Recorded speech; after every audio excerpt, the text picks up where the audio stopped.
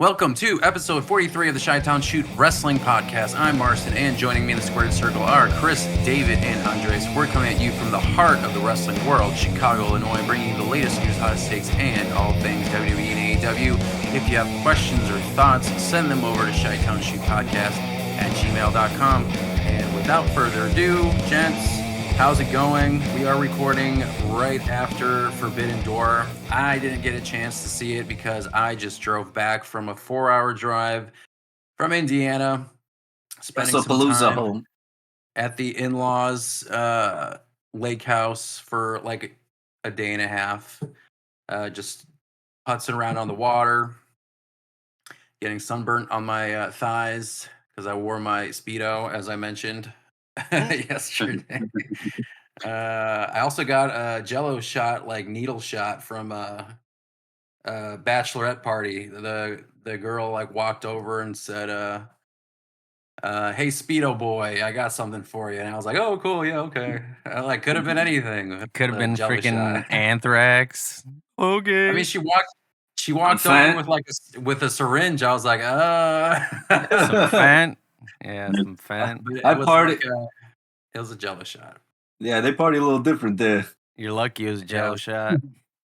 I was telling Patrick and the others, like, if I pass out, just let me know, because I just took this Jello shot, but it was good. Just take me to poison control. Yeah. Call 911. They were having a good time. They were bouncing from boat to boat, and then they just linked up with some other boat over there and just started singing 90s pop music. But you guys watched Forbidden Door. What did you guys think? The one clip that I just saw when I got back in from the drive was Moxley like stabbing Darby Allin with like a scissor. I was like this. I was like,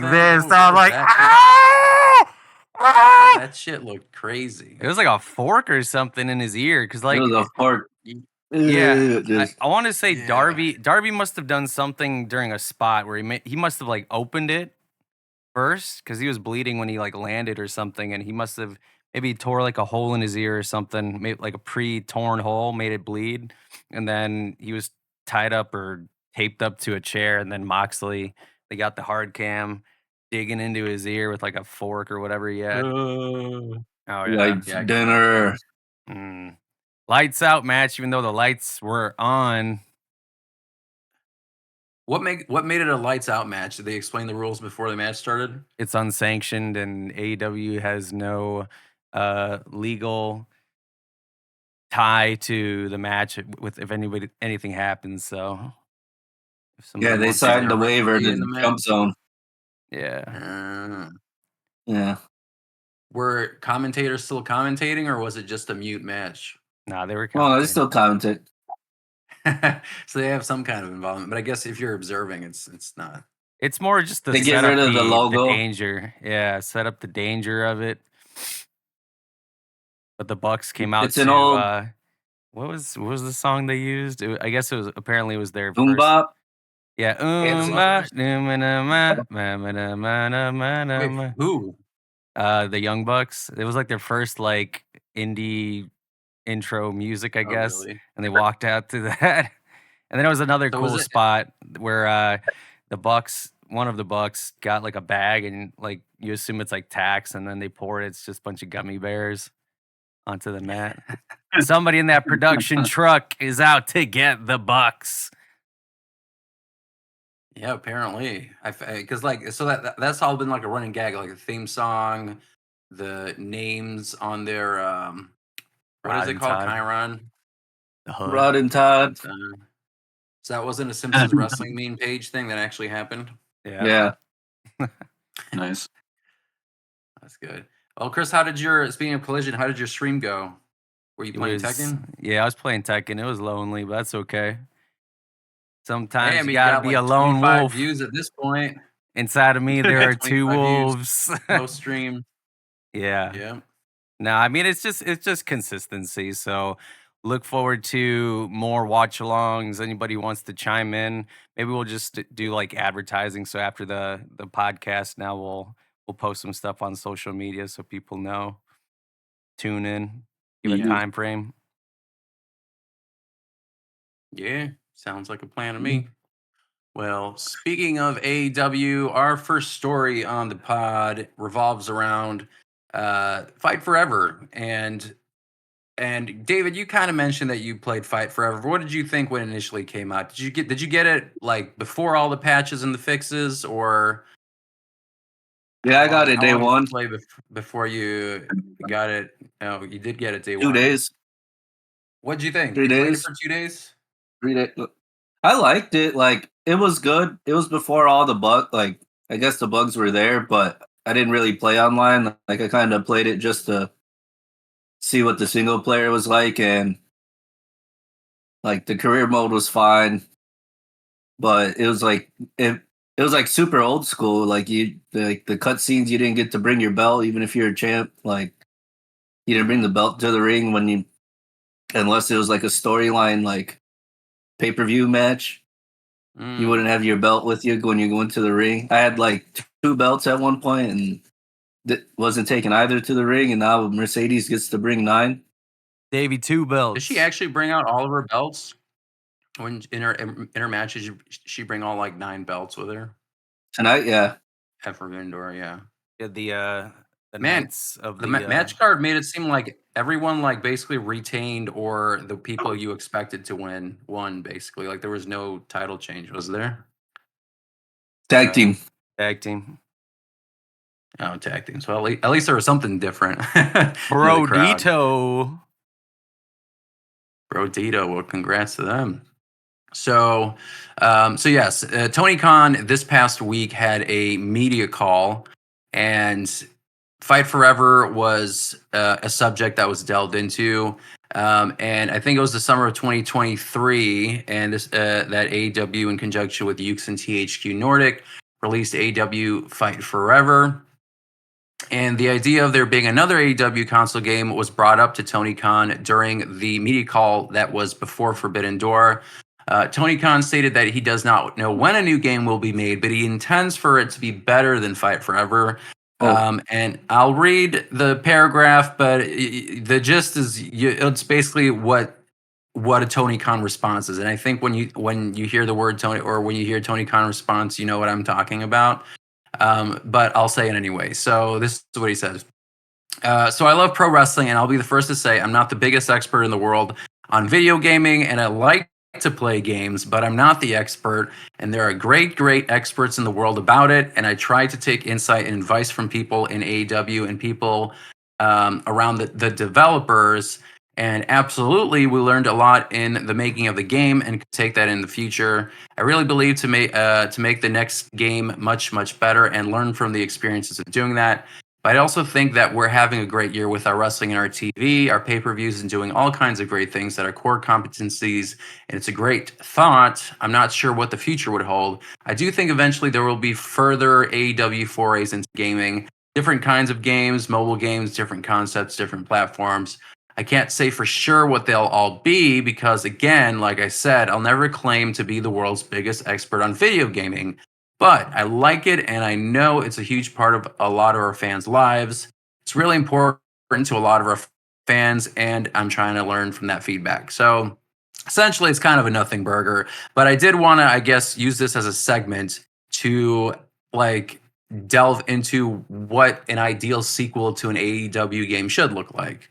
And I guess, David, for you, because like you've played the game and you kind of understand, and like I've seen the demo, I've seen the backlash from it, and people reviewing the game. That's a bit my extent. But what is your initial reaction to Tony Khan's comments about like a potential new AEW game? Do you feel like it's a predictable response, given the reception of Fight Forever? Do you hope to see a sequel? What are your thoughts? I mean, if he can make it better, then why? Or if they, I should say, can make it better, then like why not? Like, it wasn't like when the game was actually working, it was good. Like, the matches were fun. Online was trash. Just like you could tell, like it wasn't like a super polished game. Mm-hmm. Like the little details, but I mean, if they could fix those little things, especially like making a good online and easy to play wrestling game, I think there's a lane for it. What do you think were the biggest strengths of the original Fight Forever game? Like, what do you think that can be transferred over to a sequel? And if there are any things you'd improve upon, is there anything? I guess online is the obvious one, right? Because Yeah, I feel like even in WWE games, online is still trash. Like, I don't know right. what they need, rolled back netcode or something, but it has not been good. If ever, Ever. there's always a delay in reverse button like presses, or you get disconnected, and that is so ridiculous. Considering I don't know, like when 2K games, like when they do the NBA stuff, like do they have issues with playing online? I don't know. No, that's like the biggest thing people do in 2K Right. for NBA. So that's frustrating. But yeah, what do you think? What lesson or what do you feel like could be improved upon in the game? Anything that you feel like I think it's sits out? just like really like the small details, like being able to walk out with belts, like your name actually changes to like whatever champion holder that you, whatever title holder you are, like little things like that in the story mode. Hmm. Uh, Other than that, like it was fine because it wasn't supposed to be like some super deep game, Right. Like it was definitely like No Mercy esque. Like creating a character was cool. Was it as deep of a like a creation suite as a WWE game, or was it like No Mercy level of depth of creation of wrestlers? It was closer to No Mercy than it would be like a WWE game. If I had to compare it to like move set, like picking your moves wise, it was probably like as deep as like a SVR. Hmm. But of course, assigning it to a 2-button game, kind of like how No Mercy was, and like all those N64 games were. Right. But it's like you Now, definitely had options. yeah. Now you were right, and the game when they initially were developing it, there was a mention of it being heavily inspired by classic wrestling games like No Mercy. And this could be anyone can respond to this, but do you guys feel like that retro style is still the right approach for a future AEW game, or do you feel like they should pivot to a more simulation based, like realistic style, like the WWE 2K series has taken? I think just to I feel go ahead. yeah. Uh, Oh, okay. I was gonna say, I think, to be honest, that caught my eye when they said they were gonna go that route originally. Now, granted, I still didn't pick it up, but I did. Was like, oh, that's cool that they're mentioning a classic wrestling game that like a lot of people universally loved, and I'm like, oh, that's awesome. And then, yeah, eventually the reviews came out, and they weren't like as good as probably expected or whatnot. I don't know. It's the first AEW game. I didn't really have much of an expectation, honestly. Um, Right. but just throwing that nostalgia out there. I think if going for the new one though, I mean, I'd be down for them to still keep the No Mercy inspiration, but just do the fixes that it needed the first time around, and maybe even add a little more to it. I would say. I think that could really, because honestly, what it sounds like, what held that game back was a lot of the issues it had, not so much the gameplay itself. At least from what I saw, Hmm. because even when I looked at the game, like I watched gameplay, it did remind me a lot of No Mercy. I was like, oh, that's cool. Like, like it does actually, like, while watching it looked exactly like No Mercy. So I thought that was cool. I think keeping the same concept but making sure you fix everything that should have been fixed should be fine. I think it'd be cool. It stands out that way. Chris, thoughts? I think giving it some kind of a distinguishment from WWE simulation style games would be a good kind of trajectory for their games. Just polish the graphics potentially, polish the gameplay. But it looks like sounds like Kenny Omega was kind of like the head of from the AEW side to what's the company Yankee Doodle or whatever the hell was the Ukes. Nordic. Ukes. Yeah, that's it. Yeah. So They helped make SmackDown versus Raw series. right. So I feel like if they did maybe more like what was Day of Reckoning, was it on GameCube? What game was it? GameCube, yeah. Yeah. Yeah, like if they did more Day of like that Reckoning. style, or which was pretty arcadey too. But yeah, arcadey style. I mean, the whole time every time they would bring this game up, especially like Kenny, when they would talk about this game, it's like, oh, it's gonna be pick up and play. It's gonna be very close to No Mercy.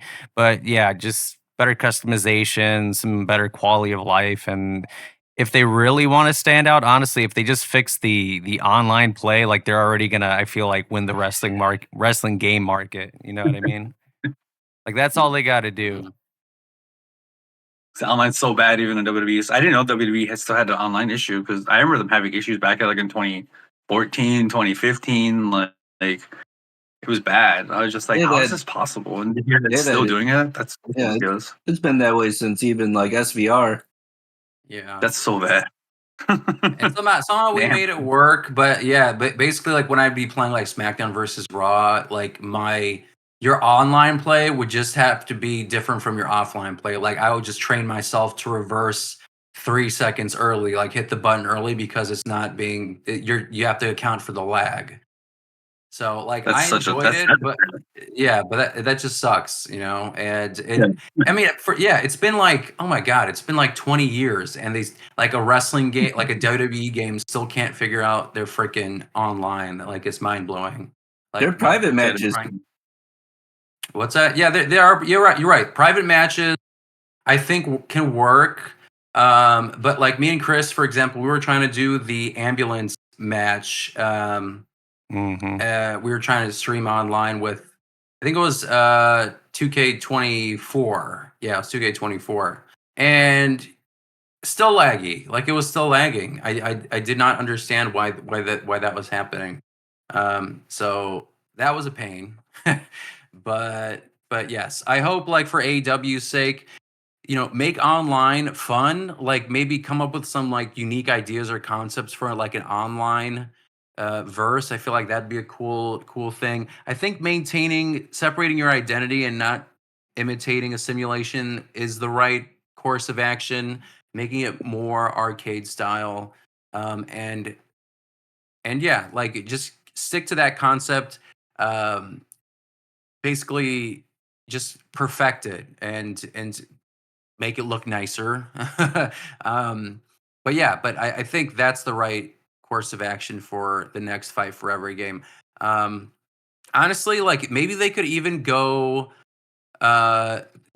completely left field. Like maybe you can literally just make like WWE has their like general manager like simulation game, but maybe you can go that other route, be like a Tony Khan and running a business kind of game, you know, but for wrestling. I think that'd be kind of cool. So that's an idea. But yes, I think we can move on to the next story. And with the next story, we're jumping over into WWEville. So Undertaker has been enjoying his retirement with his podcasts, promoting Blue Chew and coffee and stuff with Michelle McCool, his wife, and also being a judge on LFG. And he recently had an episode with Bubba Ray Dudley, who was also a fellow judge on LFG. And one of the core headlines that got pulled from that specific podcast episode was Undertaker kind of talking about back in the ring, and he was asked about, you know, would he put the boots back on, the hat and the coat? And he says that he absolutely won't, and there's not enough left in the tank. Of course, Undertaker called it a career at WrestleMania 36, and he faced AJ Styles in a Boneyard match, and that was his swan song. Undertaker continued to make appearances on WWE, but if you guys notice, it was always as the American Badass Undertaker. And here's a pull quote from that podcast episode. He said, "When I retired half of my character. The hat, the coat, the whole side of the Undertaker, I retired. I kind of retained the American Badass part of it, the one that can relate to the people. That helps me. I will not jeopardize that part of my legacy. It frustrates a lot of people who want to do business with me because they want that. The hat and the coat are synonymous. When you hear Undertaker, that's what you envision. The fact that I'm at a point where I absolutely will not put it back on, that's how I protect that. I can't imagine, even in this day, with the way everything is put out there for everybody to see, I could not do it. There is absolutely no way that I could do it. Sell something or do an ad with the hat and coat? No, there's no way." Asked by Bubba Ray Dudley, if there was a stupid number that could be thrown at him to put the hat and coat back on, Taker said, "No, I don't think so. The only way I could put the hat and coat back on is I would have to get back in the ring. I can't do that. I can't do that either because that also jeopardizes the legacy. As much as I have here," points to his mind and his heart, "I know there's not enough left in the tank to do that." And as I said, Undertaker's one of the 4 coaches on LFG. And LFG, for those who haven't been watching, they help the next generation of superstars at the Performance Center. It's a fun little reality show trying to create the next star. He's also apparently one of the driving forces of AAA, according to Triple H, which is fascinating. So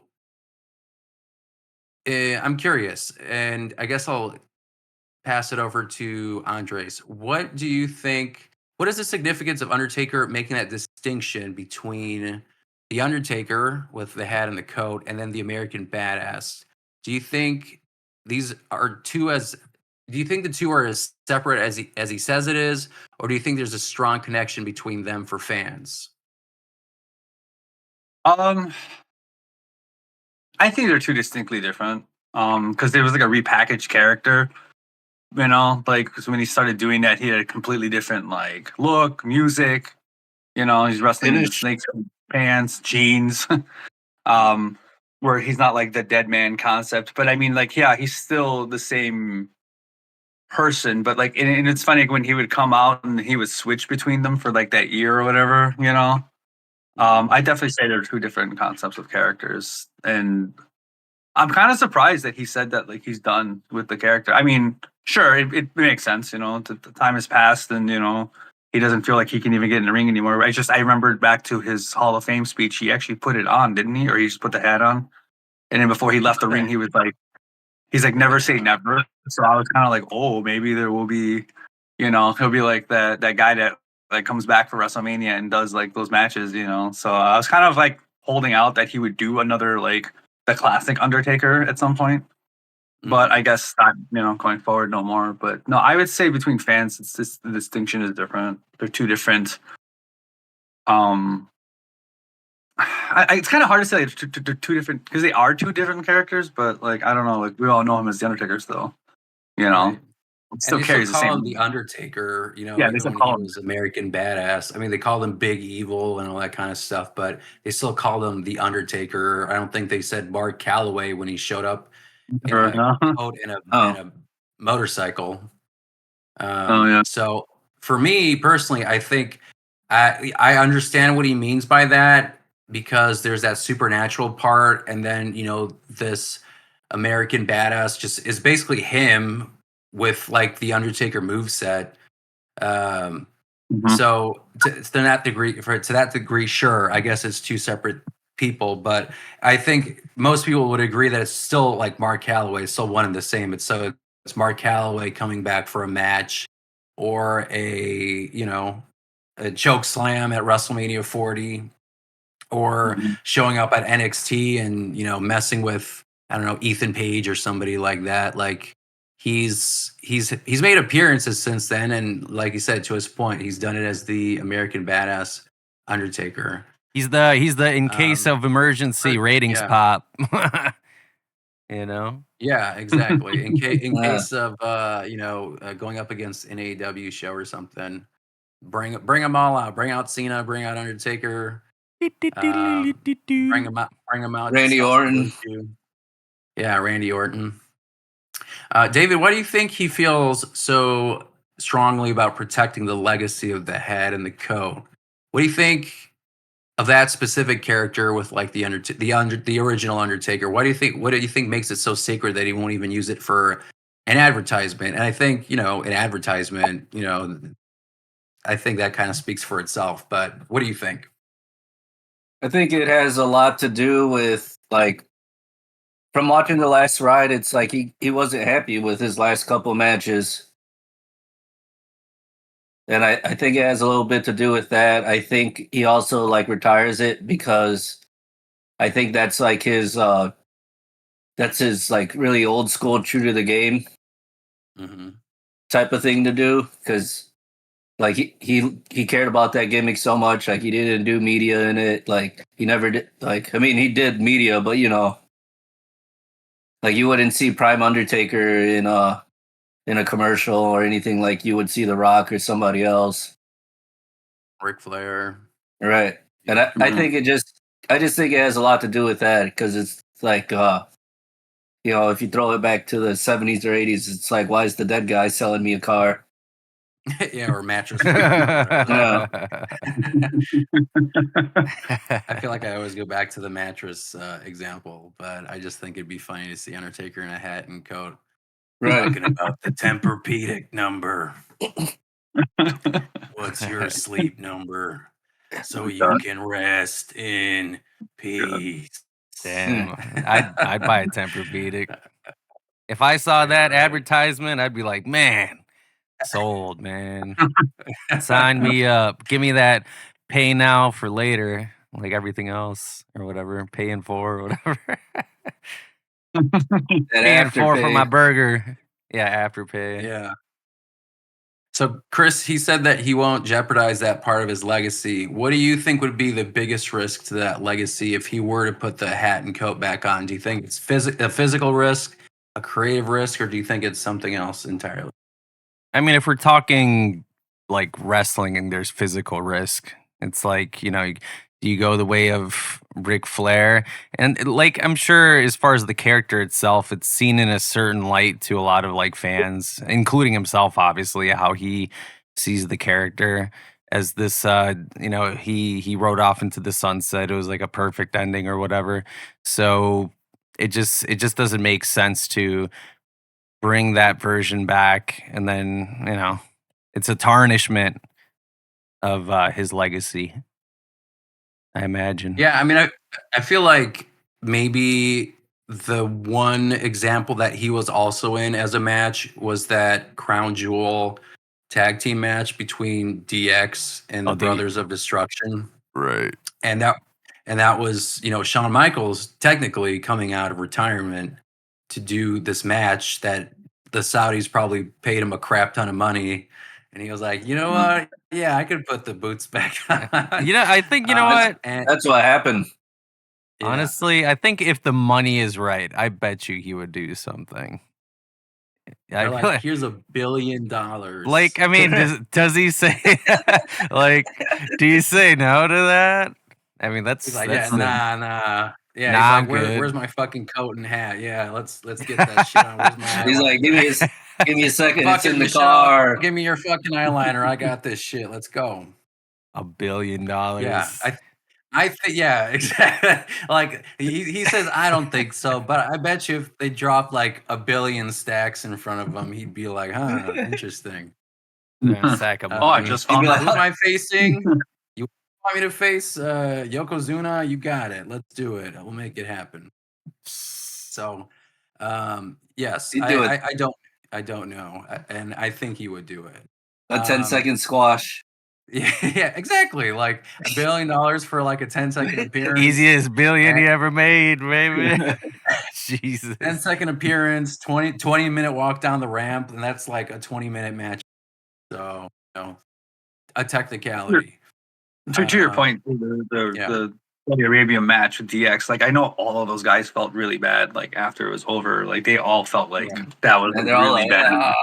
Yeah, they were like, They had that post clarity after they got the bag and they finished the match. Like, what have I done? They just felt dirty.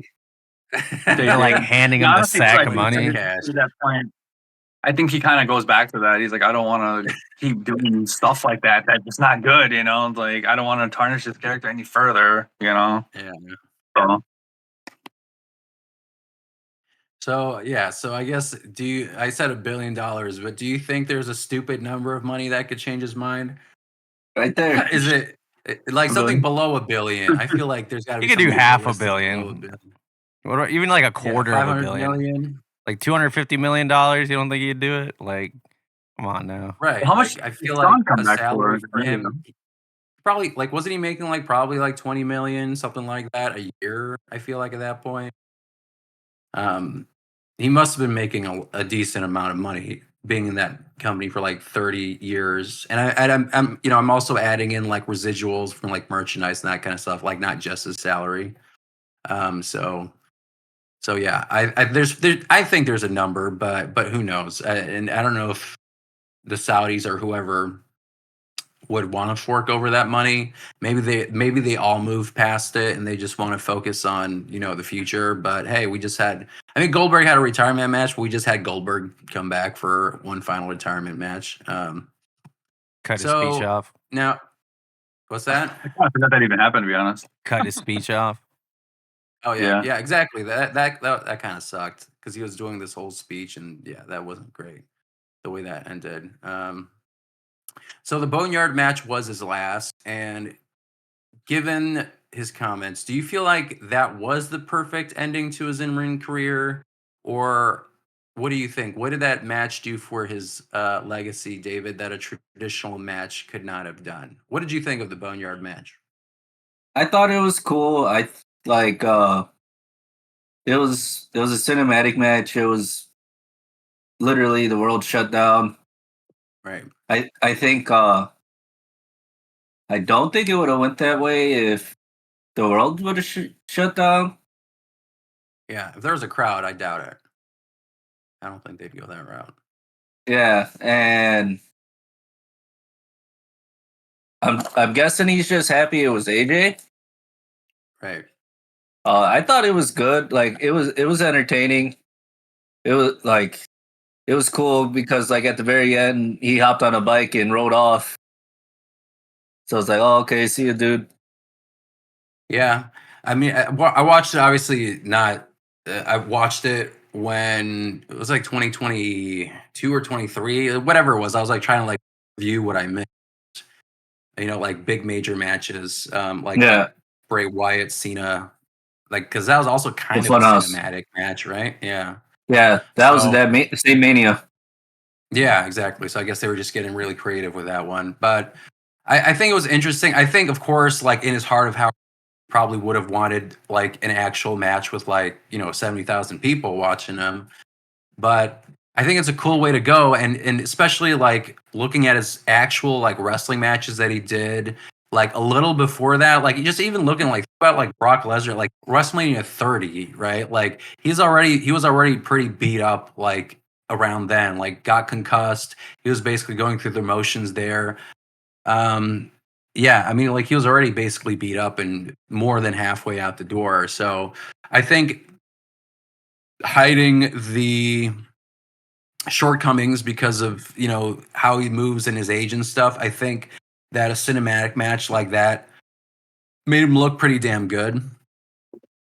So his career and his current position is transition, and I think that's the thing that I like about like guys and girls who are of his stature. Like they don't completely go away from WWE. They still they transitioned into more of like a producer or like a mentor role, and I think that's important.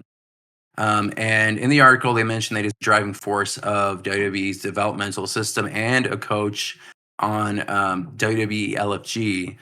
Chris, what do you think? How important is it for wrestling legends to transition into roles like this after their in-ring careers are over? Is it helpful? I mean, we talk shit here and there of like, oh, people, they're still here doing their shtick or whatever. But like in our heart of hearts, like we love to see them still there in some capacity. Like when they pop up on the screen or you read something about them being involved in the business, it's something that people still kind of look forward to. Yeah, clap and seal. Entertain me, because at the end of the day, that's why we're watching the product is to be entertained, and seeing somebody who's familiar is entertaining, and it's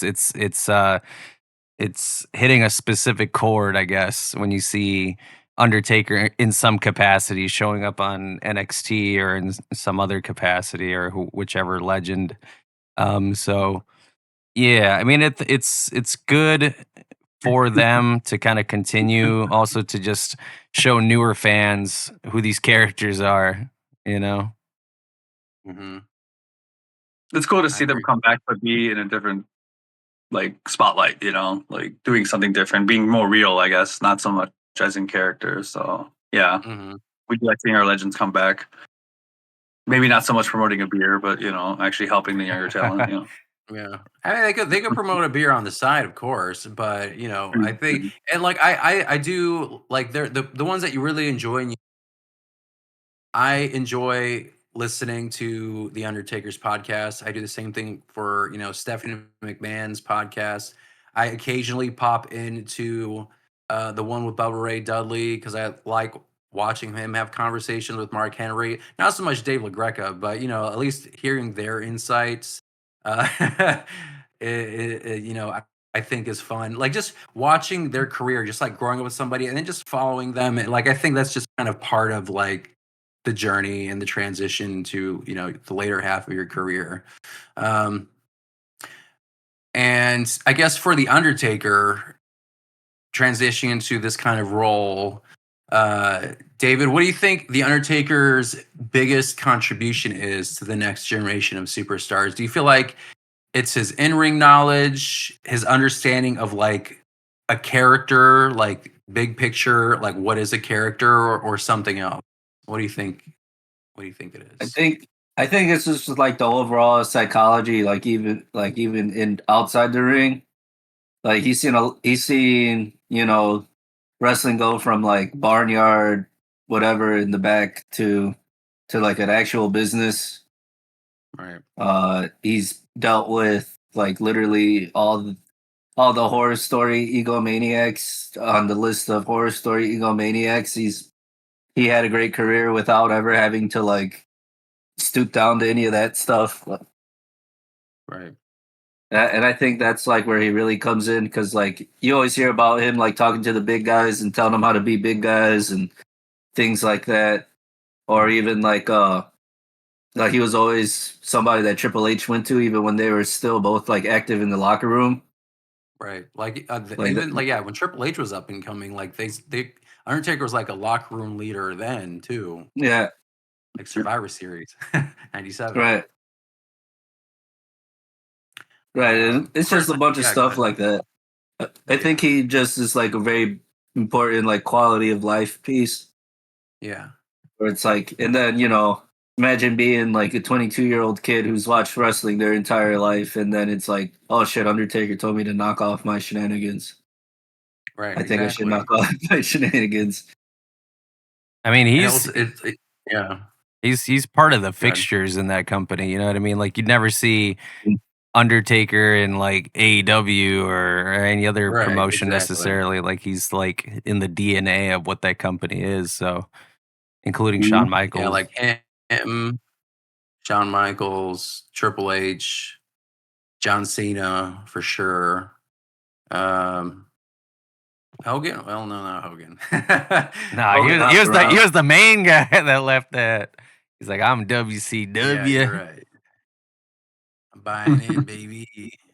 Um, but yeah, absolutely. Like those are the kind of guys that you think are like WWE lifers, and they've all also proven it to be the case. Chris, what do you think? The same question in terms of like his contribution. What do you think it is personally? Contributions to the business. Contribution to like the next generation of superstars. What do you think he brings to the table? Just that kind of like that old man knowledge that, straighten up, stop acting a fool, like just kind of like snapping them back if they're crashing out, just kind of giving them that wise man talk. I think that's his contribution to younger wrestlers, a little bit more grit. And again, like he's done it all more or less, so he's definitely got a bunch of information that he can give advice. Hmm. Yeah. Andres, same question. What do you think? What do you think he Um, contributes to next gen superstars? it's an overall experience of the business and seeing the changes that it goes through and understanding the mental like ups and downs and the how to deal with the industry and what to go on, what not to expect. I mean, 30 years into WWE? That's quite a tenure to be teaching the young generation and stuff. And also to Chris's point, like because he was like saying like, oh, straighten out and stuff like that. Like, wasn't Undertaker actually pretty like straight and narrow too? I never really heard like any crazy stories about him. Like when it came to like the afterlife outside of the shows, like I never really heard him being like a crazy partier or anything like that either. Like He was a big drinker, but he was you know, also, I think, pretty grounded as like an individual. Like he wasn't like Ric Flair, flashing his junk at like a airline waitress or whatever. Like he would be drinking, he'd be partying with guys, but he yeah, wasn't. He'd be. I think that was the extent of like what he would be doing. You know what I mean? yeah, yeah.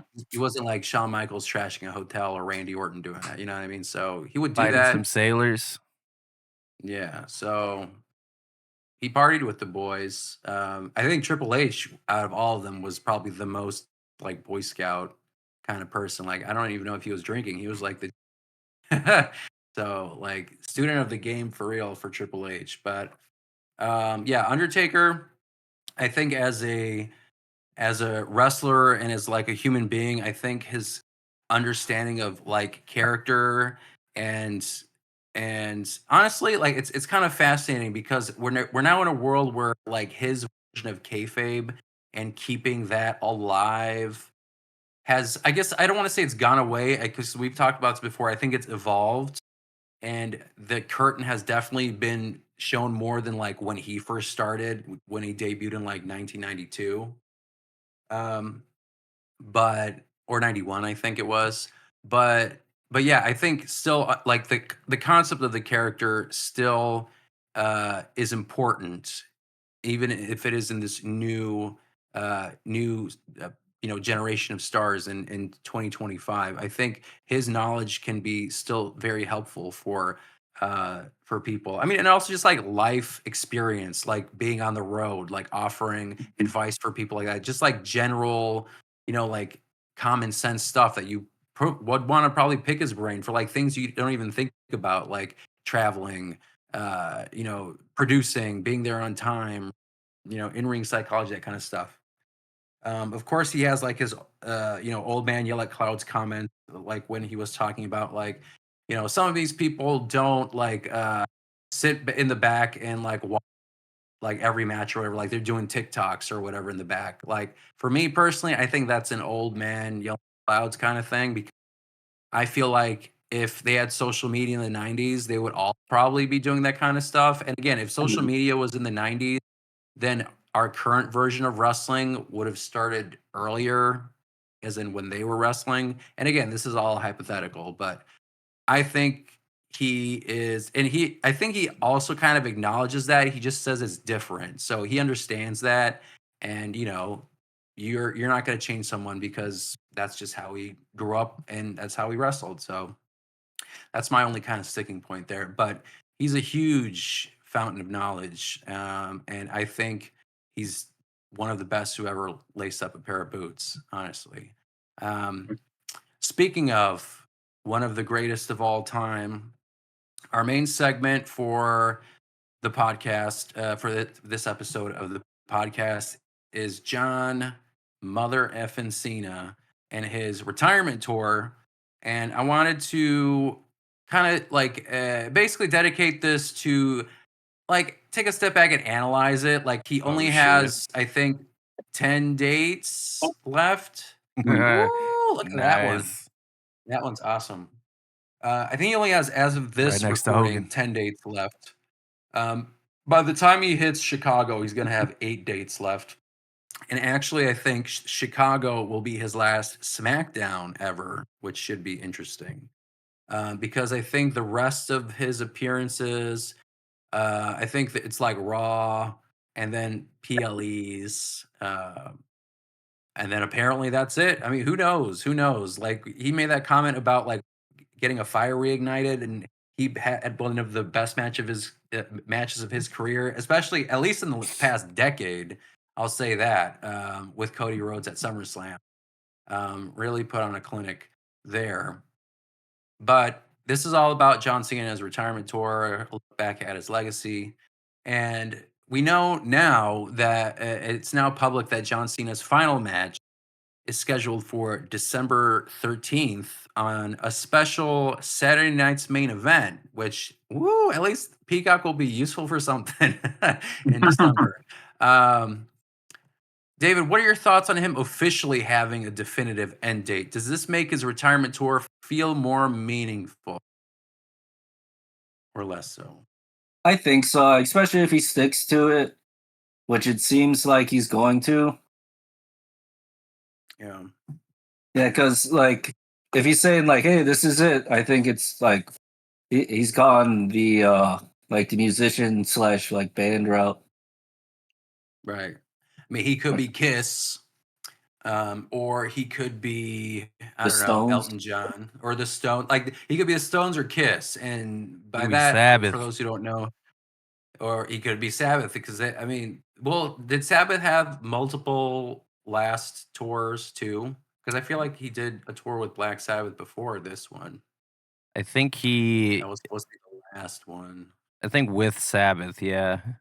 But I feel like this one was kind of just an overall Ozzy farewell, including Yeah, Sabbath. it was an Ozzy Osbourne farewell. But yeah, I mean, it's Sabbath. They're all up in their age, so I mean, it was a farewell for all of them, specifically Ozzy, but for all of them as the original group. Um, Honestly, I also haven't listened to any of the Ronnie James Dio fronted Black Sabbath albums, but maybe I should. Heaven and Hell. That's the only one you need. Yeah. Everything else garbage. Nah, actually, Last 20 years. because he did like two, not to go off on too much of a tangent, but he did like that one, and then I think it was Mob Rules after that, which is decent, and then there was some like other guy that filled in for Sabbath, and then the album that came out in '91, he came back, and that one was actually pretty good. It was like Computer Age or something, Reaper or something. I don't know. That was pretty good. But yeah, but we digress. But yes, what I was trying to say is he could go the route of Stones or Kiss, where they've had 5 or 6 farewell tours, and they've all come back to tour because they like. I honestly can't like fathom or imagine like what kind of drug that must feel like to be like cheered by 20,000 people and then just like having that power to control the emotions of all those people under one roof. And you've had that like shot of adrenaline for almost 25 years straight. I don't think it's been completely 25 years, 23, give or take. And now he's transitioning out from wrestling and basically doing a full-time movie career. And it's like, for me, like just hearing that, like I honestly feel like I'll be emotional at SmackDown. Because it just, yeah, I think I don't really believe that it's going to happen, especially because I've been so conditioned, like Pavlov's dog, to think that they all say they retire, but they all come back. They all show, and I think John Cena will show up in some form or fashion, and maybe that's good enough. But I think just having the sense of finality, just it's still that I don't believe kind of phase, like until it actually happens. When he has that last match. I was honestly hoping for like a John Cena PLE or whatever, but I'll take it. So I don't know. The thought that his last match is going to be on December 13th, and that now it's written down on the calendar, it does feel more meaningful because that means there is an end to this, and they've already agreed on the end. He only has 10 appearances. That is not a month. That's like 2 months worth of like programming, and then he's done basically.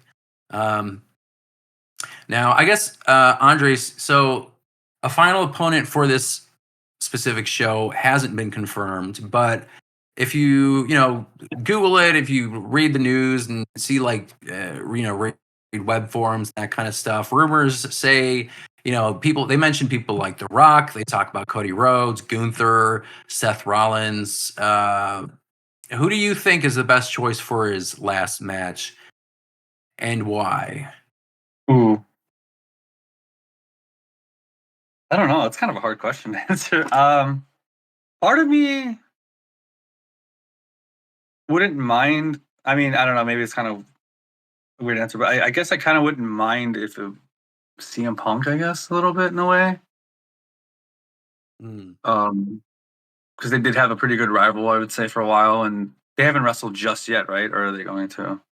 They did at They did, yeah. Saudi Arabia show, right? Yeah. I think it was a Saudi Arabia show. Maybe not him. champions. I guess if I don't know. I guess The Rock would probably be the last one because he did main event him twice, you know. So I guess if like for a final farewell send off, I don't know like who else really or maybe Randy Orton too. I guess Randy Orton would be probably because they came in together really around the same time. They were both in the training zone. So I think maybe Randy.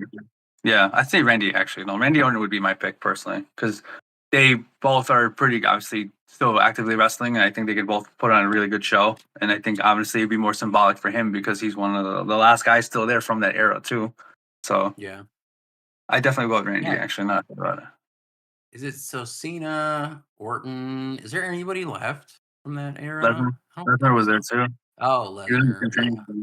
You know, I mean, we don't even know what they're going to do with Lesnar. Oh, Punk. Yeah, you're right. Cody's there.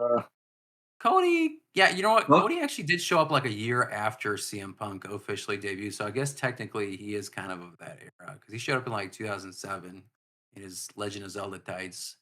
yeah.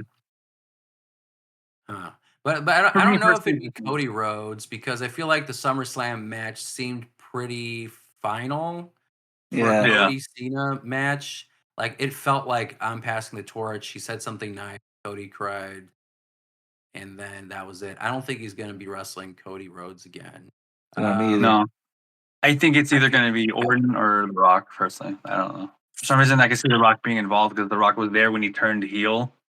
And then he can be part of the very end of that heel turn of some sorts and be the authoritative figure. And again, you know, and like I said, they have a huge history too. They've main evented WrestleMania twice in a row. But that's how I feel. But I personally, though, I think it would be better if it's Randy. Just more. I feel like for a ratings pop, I think you're right. For Randy Orton, I mean, I think he faced him at Backlash in St. Louis, Missouri. So that I feel like WWE's plan, like they are checking off boxes. Now, again, like Cody Rhodes, I guess he faced at WrestleMania and then he had the rematch. But I think this rematch was a way to kind of like right that wrong of that main event, just having a straight up match with no like crazy interferences or so this felt like the WrestleMania match. Personally, I don't think it's Cody. I don't think it's Randy Orton. I don't think it's CM Punk.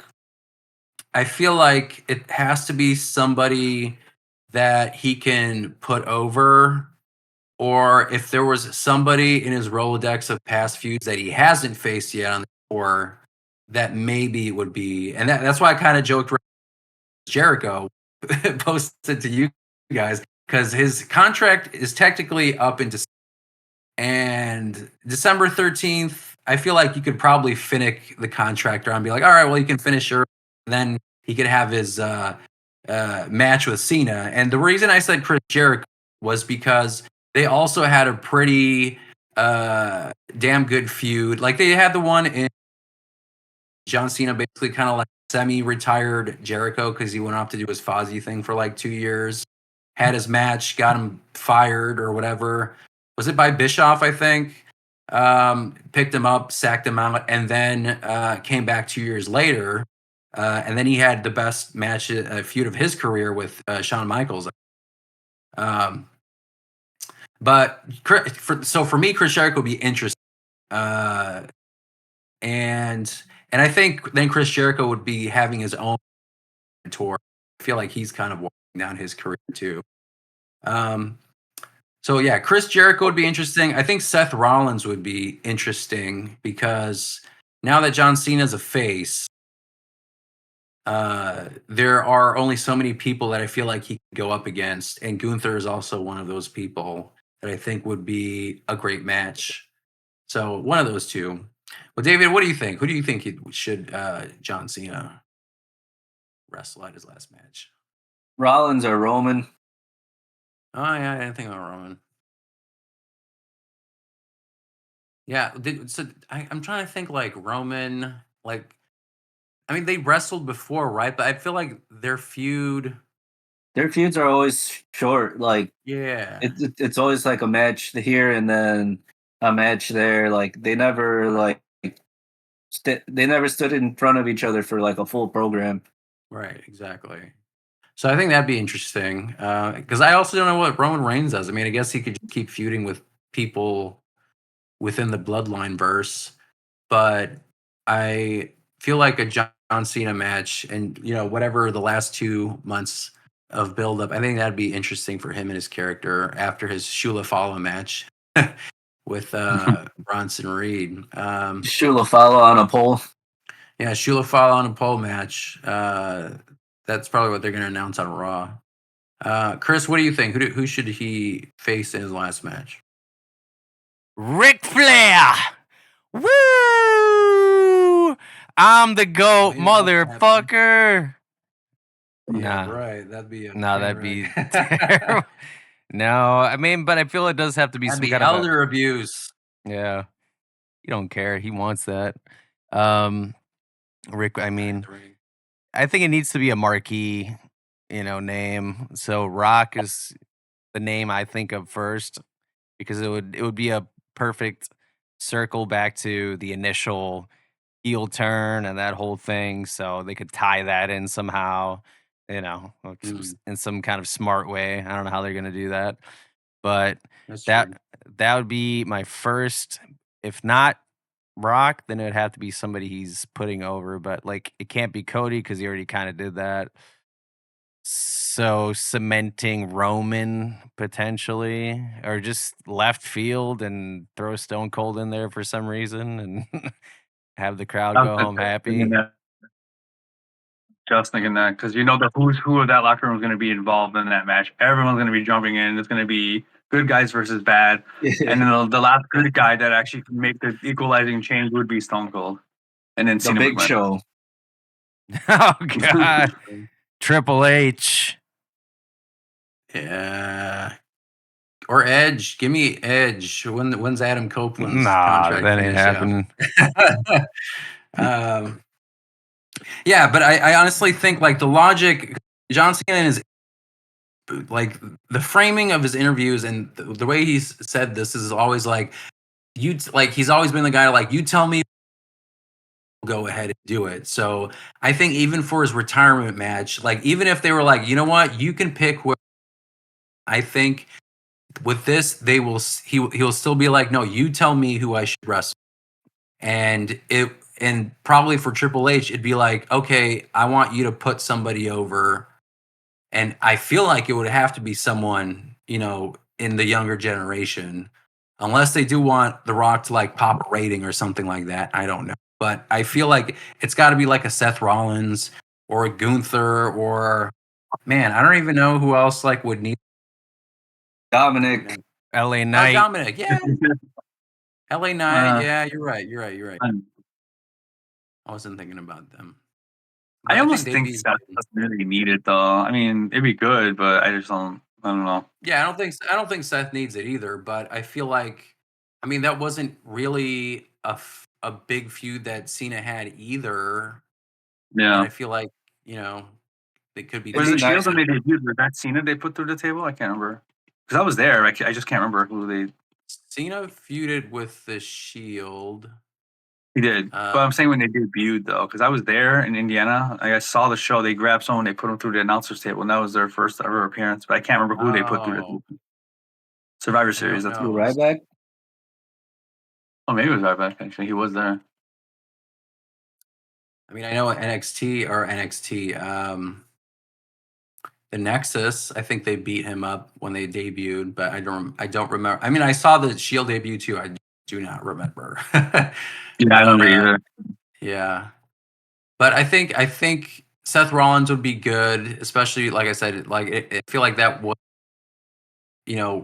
would a focused feud would be interesting, even if if like he has 10 appearances. I don't know how much of a feud you could build up with 10 appearances, but you make it work. So I guess I want to kind of pivot to like his legacy as a star. And I guess if we look back at his career, he's done like so many things, and I don't want to wrestling.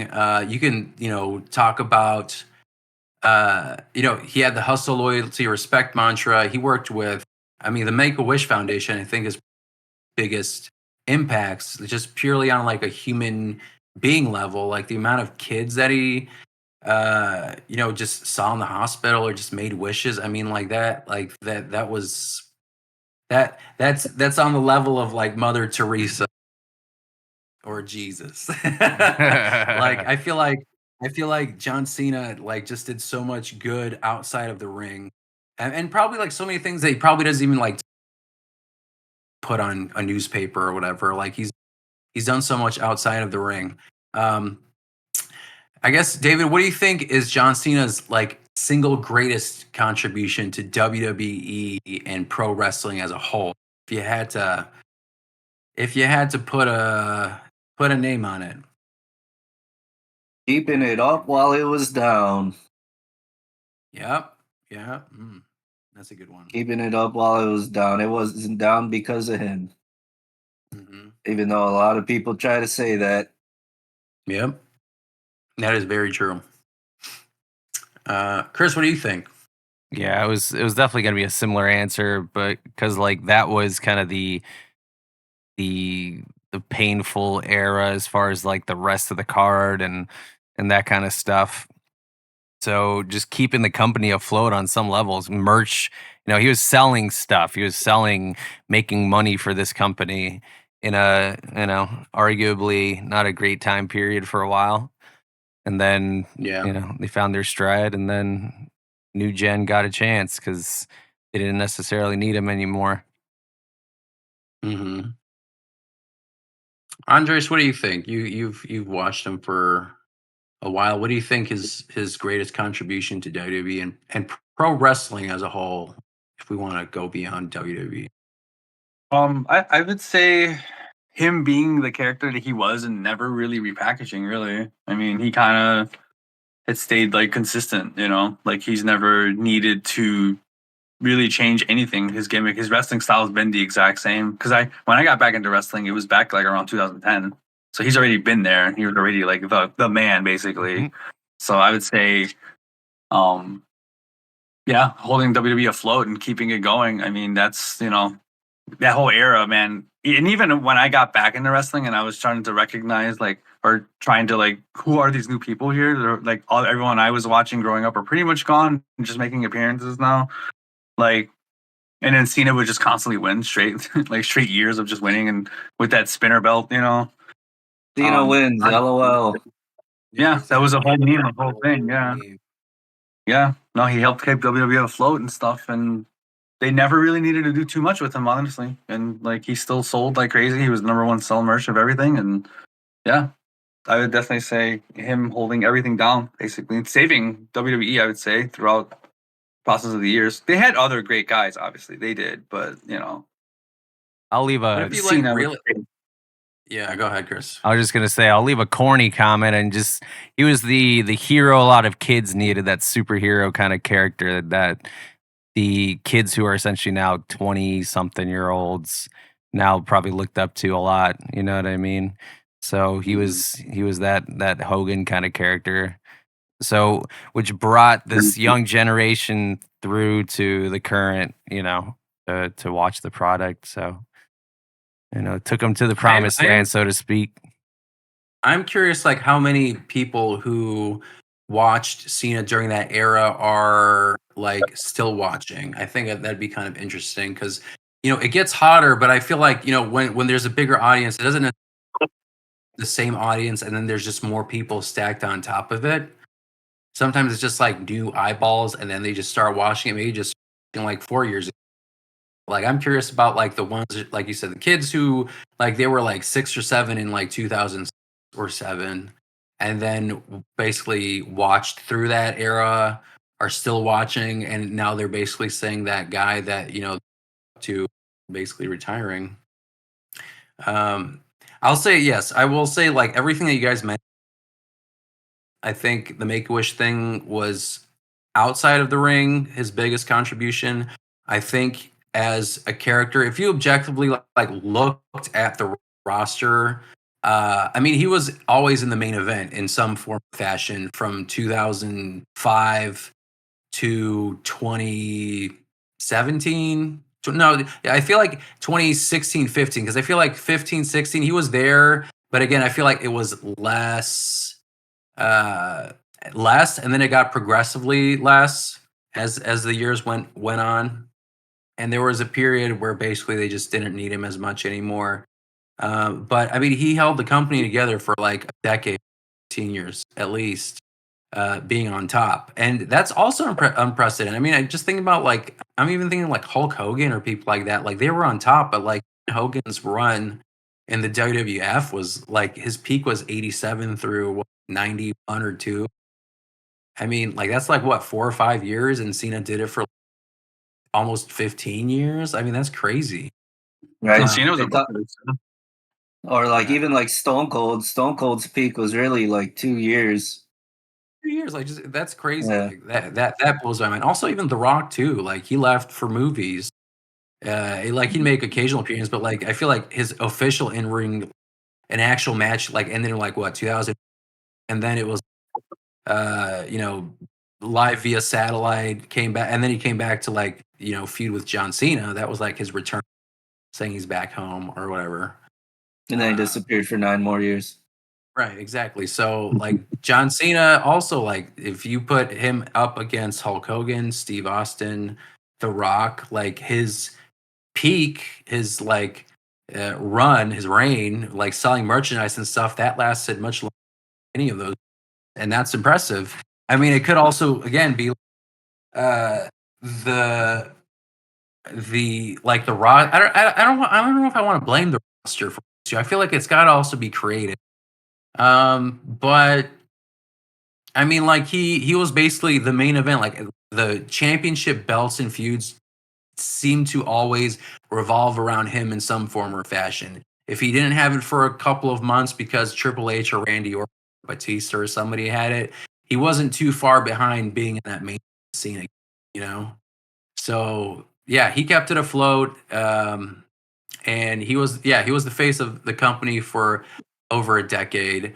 And in that decade plus, David, who do you think was John Cena's most memorable feud? And I know like there was a decent chunk where you were watching when Cena was kind of like at the top, but I guess from what you've seen, what do you think was his memorable feud? Like like his early stuff with Eddie Guerrero was really what did it for me. Like something that I remember even now. Who else? Like the Edge stuff, of course. Mm-hmm.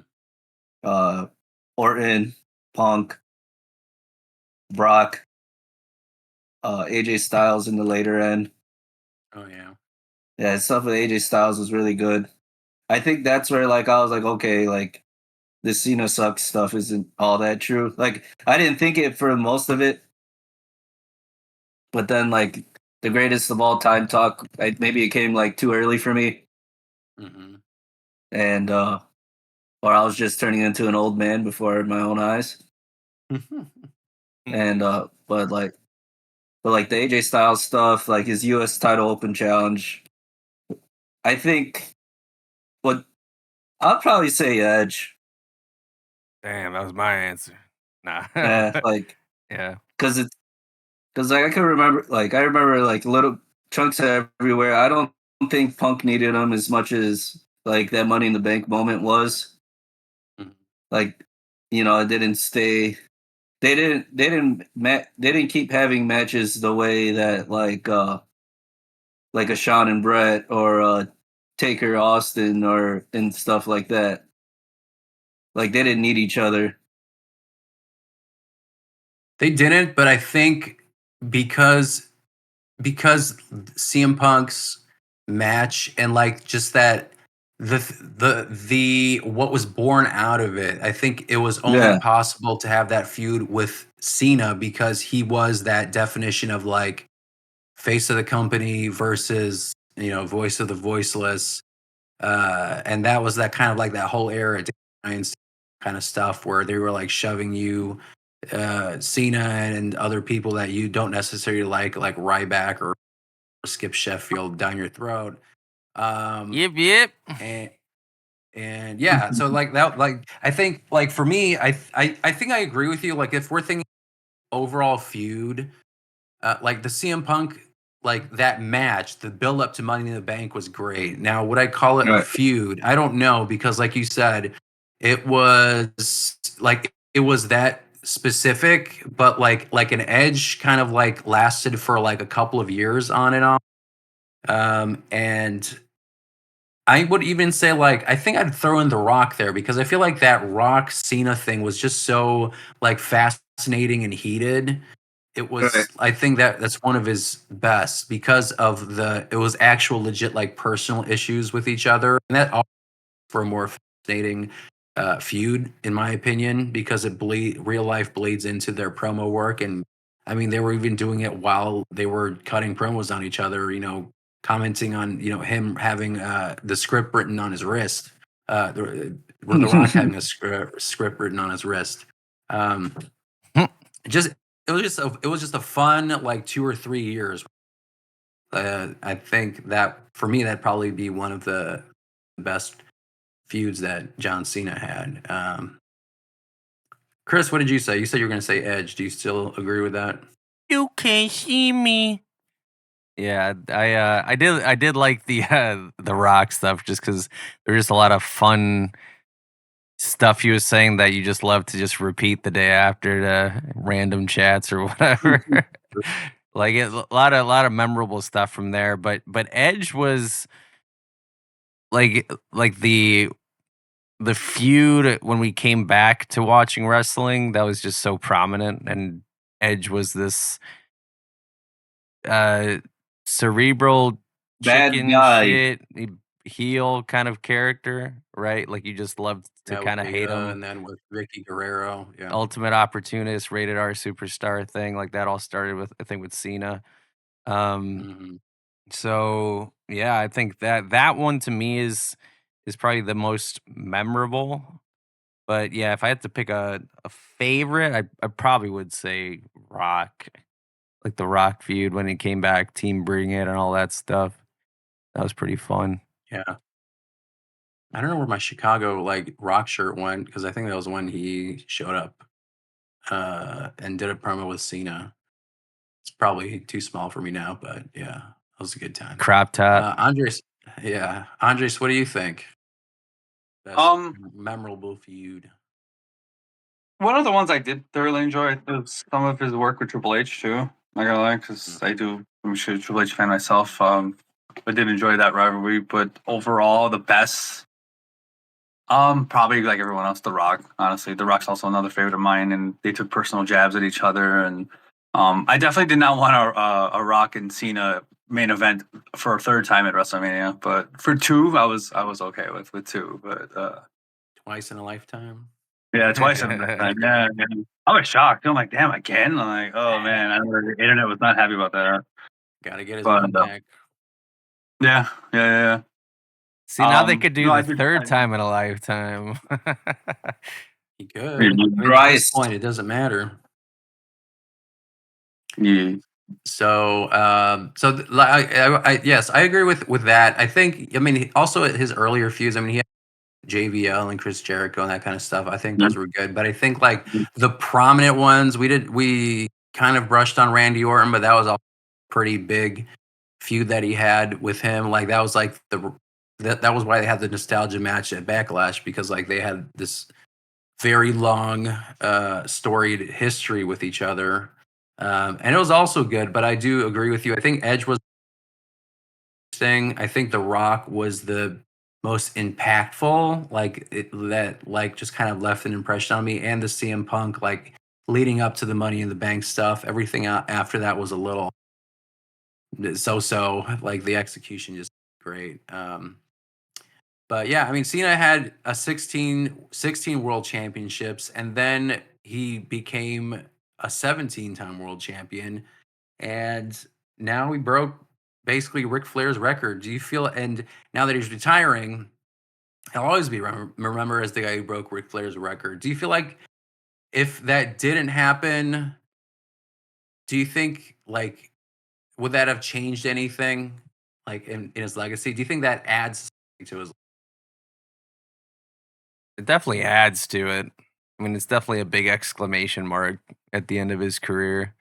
Like if he was 16-time champ, that's still good, right? Like that would still be good, but like to put him over like that by one already just puts him past all these legends, which I think is a big exclamation mark at the end of his career. Do you think that they will give him an 18th championship run Man, no. for Seth Rollins World Heavyweight Championship? Maybe. Like maybe that. I mean, that's potential, but guess we'll see. We joked about that before too. We were saying that, like, what if he loses it and then gets it right back, like within the next 10 shows he has left? Yeah. I mean, he could just go for the world title instead. Like, have Cody have his WWE Championship, and now he go for Rollins title. Why True. not? Why not? Actually, For shits, just like really make a point. Like, all right, who's actually gonna 18 at this point? Just give him the 18. Or has he? I don't think he's a Grand Slam champion. Has he ever? I don't think he's ever won an Intercontinental Championship before. That would be interesting. Give him that strap. That'd be cool. But let's talk about a little bit also like his transition into Hollywood and his future, because that's basically where it's going. I mean, if he's had Peacemaker, and that's been very successful, and I think the show's been really entertaining. I haven't seen the new season. It was great. Suicide Squad was great. I didn't see Superman, but I think he made some kind of cameo there, apparently. Damn, thanks for the spoilers. Nah. Man, at it again. Spoiler City. So I mean, John Cena has had a lot. How do you feel, David? How do you feel like his acting career compares to other wrestler turned actors? Rock, Batista, The Miz, CM Punk, Adam Copeland. I mean, like a bunch of guys to Hollywood. Obviously, all of their careers have varied in terms of success, but where do you like rank him, or like how do you view his compared to like The Rock or Batista? I think he waited long. I shouldn't say waited long enough, but he probably had enough advice around him to like transition a little better. Like I don't think he was ever really put in any roles where it was like it wasn't something like that he couldn't do, or like everything that he's kind of done that I've watched kind of fits him. Mm-hmm. I don't really watch like his film stuff because I just don't watch like DC or any of that other stuff. Right. But I can't say it's bad. Like I've seen him in Fast. He made sense in Fast. Like he was cool. Ricky Stenicki was okay. I won't. Yeah. I'll say it was entertaining, but I wasn't like laughing. But it was solid. I thought it was good, and I feel like John Cena and The Rock are kind of simpatico, because I feel like John Cena's acting is similar to The Rock's in the sense where John Cena basically kind of acts as John Cena, and The Rock does similar. And I feel like Batista was like one of the actors who actually did like he can get into a character, and I'm like, oh, that's not Dave Batista, that's whoever, like the guy I forgot the guy's name, Guardians of the Galaxy. Drax. Drax, the Thank you, yes. Destroyer. Yeah, like I don't think that's Batista. I think that's Drax, or like even like that horror movie. It was like some kind of apocalyptic like Four Horsemen type thing. Like wasn't he in that? Like the That was cabin. crazy. Yeah, and you know like that mystery movie with like Ryan Johnson. Like he was too. Oh, He yeah. was amazing in that. Like he was so good. Wasn't he a Bond henchman? Or am I making that Yeah, up? he was also a Bond henchman. Yeah.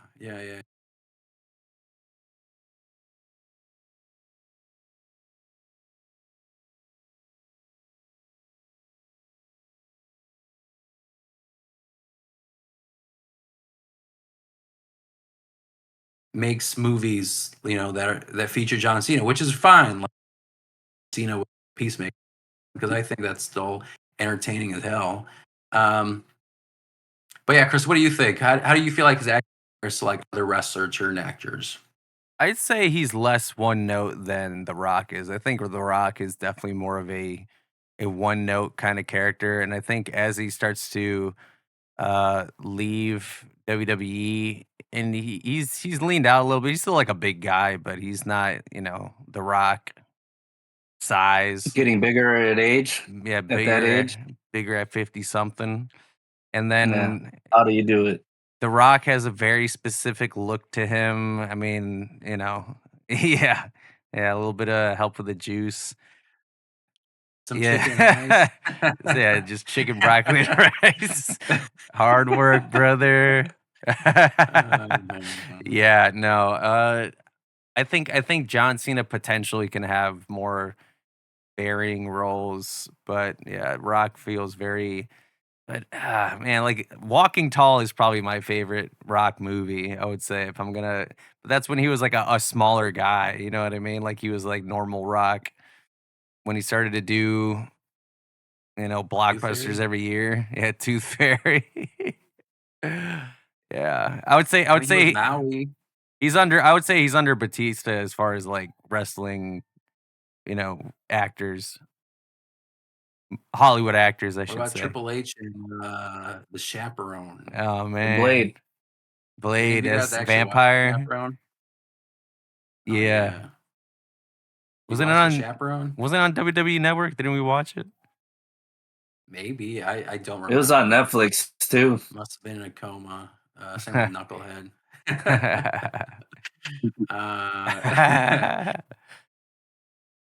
So as we wrap up, I think I was like researching it.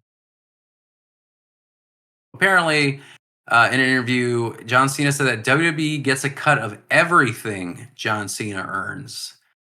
So they get 5%, and that includes his acting role because they own his real name. So they actually own the name John Cena. So his name John Cena, I guess, is also like trademarked as John Cena, and WWE owns that. So like merchandise and now also his acting, like anything he earns from those movies, WWE gets a cut of 5%.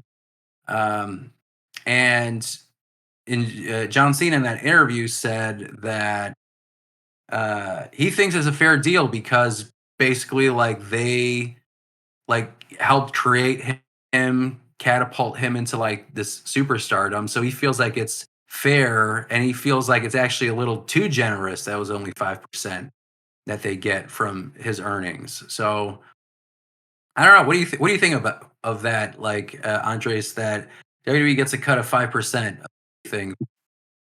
Feel like it's a fair deal? Do you think that's So your mic cut out. Oh, sorry. So, so John Cena gets WWE gets a cut 5% of everything that John Cena. So that includes movies, merchandise, anything outside of his wrestling career, because John Cena's name is trademarked. At like his actual name is trademarked by WWE. I don't know how that happened, but I guess somewhere in a deal they were like, "Yep, we have your name too."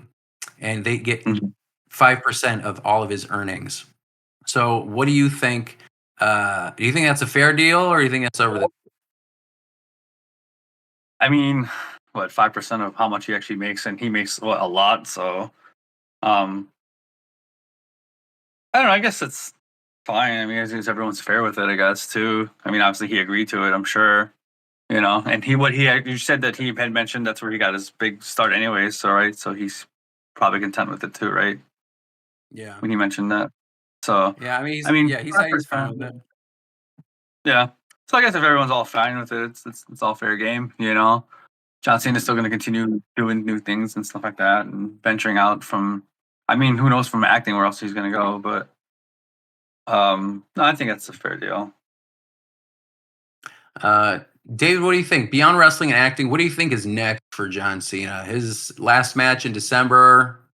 What do you think? What do you think his role in WWE is going to look after December 13th? Do you think he's going to maintain a role with WWE in a non-wrestling capacity, or do you think his focus will entirely be on Hollywood and his other ventures, like his, alcohol and stuff like that? I'm sure he's gonna focus on other things and just be like a special guest whenever they need him to come in. Like even if it's just in the crowd, even if it's just to say hi. Mm-hmm. Like I don't think he's gonna be like I shouldn't say like a lifer, like a Shawn Michaels or somebody. I think he'll leave and come back if he ends up working in that type of capacity. I think he'll do what he's gonna do for another like 10, 15 years and then be like, okay, now I'll go back to wrestling. At like 60. Yeah, He's just like what, work 47? like just like working in the back. Like he's gonna get what he needs out of Hollywood before he goes to working in the back. Yeah, that's fair. I agree with that. Oh, I don't know. We'll see. Because I like that comment you mentioned with Cody Rhodes, like lighting a fire. I feel like that's interesting. Because sometimes I feel like you make this plan and then you feel a certain type of way, and maybe you change your mind. But Chris, what do you think? What do you think is next for John Cena in the future after his match ends in December? Definitely Hollywood stuff. Writes a book, things of that nature for a bit. And I think that'll occupy a lot of his time for the foreseeable future. But yeah, I mean, just really depends on what he says, in interviews, and we can kind of put things back and see how he does with that. But as it is now, I think he'll just kind of move on. When do you think they're going to induct him into the Hall of Fame? Do you think they're just going to throw him in the Hall of Fame next year? That seems like a possibility. I can see that. Yeah, makes sense. Didn't they do that with somebody else? Like they retired and then they put him in the Hall of Fame immediately. Drawing a blank. Edge? I'm pretty sure they did that with Edge. Like his neck. Right after he, retired from wrestling. Like the Brood, or was that like a separate thing? No, I think it was just as Edge. But yeah, I mean, like there are plenty of guys who got like retired or got in the Hall of Fame younger. Like Rey Mysterio is still technically active, and he's a Hall of Famer. Yeah, I mean, there's a bunch of guys, and I feel like Taker was pretty quick from retiring to Hall of Fame. Taker, yeah. Yeah, That's a good one. Yeah, but I feel like John Cena is a likely candidate for being inducted into the Hall of Fame next year, and of course, obviously, well deserved. I do think that he will maintain. I think he'll have to. I don't know if it'll be immediate. I do think he'll probably focus on Hollywood stuff more so, and then come back, maybe do an occasional appearance, do something with producing, because he did say like WWE is his life and will always never leave it in whatever capacity it is. And like I said, I mean, like the proof is in the pudding. WWE gets 5% of everything you hear. WWE is his life for life regardless. But I am looking forward to seeing him on SmackDown. Can't wait for that match in December, and hopefully it'll be a great bookend to honestly like one of the best wrestling careers of all time. But that's a wrap for this episode of the Chi-Town Shoot podcast. Please don't forget to like, subscribe, rate us, and leave your feedback. Tune in next time for more Wrestling Madness. Until then, keep marking out.